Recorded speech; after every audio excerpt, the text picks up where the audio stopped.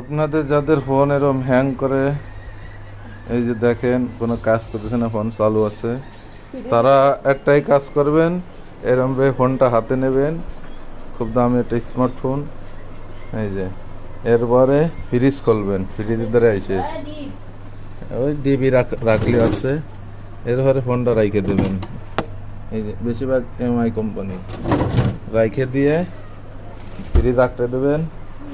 হায়াত গেলে 2-3 মিনিট পরে অপেক্ষা করবেন। 2 মিনিট পর ফিরে আসলাম ফ্রিজের দ্বারা, 2 মিনিট পর ফ্রিজ খুললাম, ফোনটা আছে,